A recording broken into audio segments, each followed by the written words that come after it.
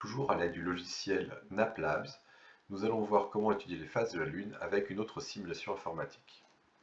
Dans le menu principal, nous choisissons le sixième module, les phases de la Lune, Lunar Phases, et nous allons cette fois-ci utiliser le deuxième simulateur, Lunar Phase Simulator, avec un accent exceptionnel. Cette deuxième simulation informatique nous propose trois points de vue. Un point de vue spatial, où nous voyons ici la Terre avec la Lune et la direction du Soleil. Nous pouvons voir la face de la Lune, visible par le petit observateur en blanc ici, lorsqu'il regarde en direction de la Lune depuis la surface de la Terre. Et puis également un point de vue terrestre, où on retrouve le même observateur avec devant lui la voûte céleste, le ciel tel qu'il lui apparaît. Nous allons commencer par masquer ces deux fenêtres, de façon à nous concentrer sur la première. L'animation qui est ici peut s'auto-lancer avec un certain rythme que l'on peut plus ou moins accélérer avec le curseur Animation Rate ici qui permet d'avoir une évolution accélérée par rapport au temps réel ou au contraire une simulation ralentie qui permet le temps de voir les phénomènes. On voit donc au passage que la rotation de la Terre sur elle-même est bien plus rapide que la rotation de la Lune autour de la Terre. Nous pouvons voir ce qui se passe en faisant une pause, en changeant les choses jour par jour, et voir comment, toutes les 24 heures, la Lune va se déplacer autour de la Terre, ou bien heure par heure, en voyant cette fois-ci donc la Terre tourner plus rapidement que la Lune ne se déplace autour de la Terre. Différentes options sont disponibles ici, sur la petite fenêtre tout en bas. L'angle qui va donner l'angle entre la direction du Soleil et la direction Terre-Lune. Cela offre peu d'intérêt. Ici, un petit curseur qui permet de voir le côté visible de la Lune depuis la Terre. Et enfin, quelque chose d'assez intéressant, ce sont les différentes phases de la journée quand on se situe sur Terre.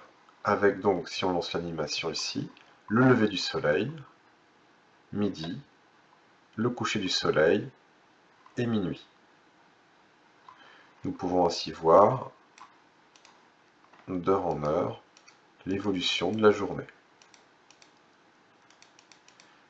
Si l'on revisionne le diagramme de l'horizon dans la fenêtre en bas à droite ici, on peut effectivement voir que le soleil va se lever à l'est. Le soleil est ici.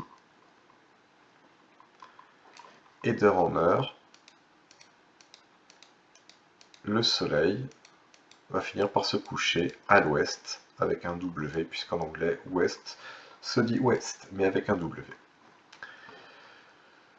Nous pouvons ensuite, avec petite précision, nous avons également l'heure locale qui est située ici, qui permet de bien voir l'heure de coucher du soleil par exemple. Maintenant, nous pouvons donc masquer ici les différentes phases de la journée. Si nous voulons visualiser les phases de la Lune, comprendre que pour un observateur qui se situe ici, regardera la Lune sous cet angle, eh bien il verra à ce moment-là le dernier croissant.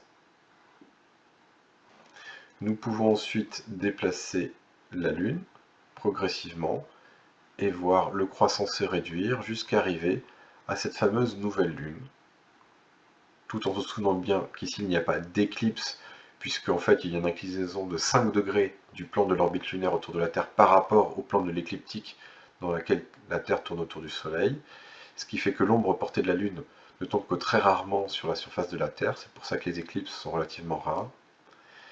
Ensuite, nous voyons le premier croissant, le premier quartier, la lune gibbeuse croissante, la fameuse pleine lune chère au loup-garou, la lune gibbeuse décroissante, le dernier croissant, et ainsi de suite, nous avons effectué une lunaison.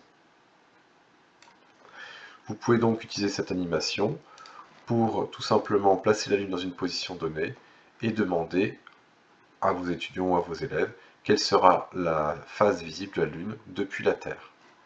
La réponse à ce moment-là apparaît en visualisant sur la fenêtre en haut à droite. Nous pouvons également constater que la Lune sera visible à certains moments de la journée.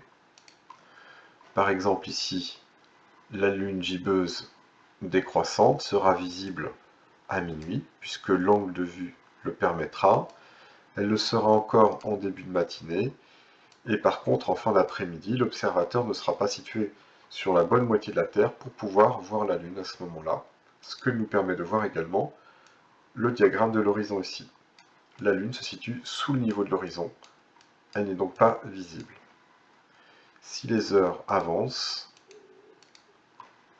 la Lune, qui est donc ici, va réapparaître dans l'horizon, et à partir de maintenant, l'observateur peut à nouveau voir la Lune, même si elle est très basse dans l'horizon. Il la verra de mieux en mieux, puisqu'elle va passer par un point de culmination lorsque l'observateur sera directement face à la Lune. Voilà donc encore une simulation très riche qui peut être appréhendée de multiples façons, qui permet cette fois-ci de bien appréhender les heures de la journée auxquelles certaines phases seront visibles.